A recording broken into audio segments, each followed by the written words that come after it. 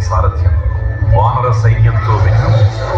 లక్ష్మణ స్వామి తనతో పోరాటం చేస్తున్న రావణుడి కుమారుడు ఇంద్రజిత్ తలని బాణంతో ఒక్క వేలుతో వేరు చేశాడు. ఇంద్రజిత్ మరణ వార్త విన్న రావణుడు ఆవేశంతో ఊగిపోయాడు. ప్రతీకారం కోసం పాతాళ లోకాధిపతి తన సోదరుడు అయినటువంటి మహిరావణుడి సహకారం కోరాడు.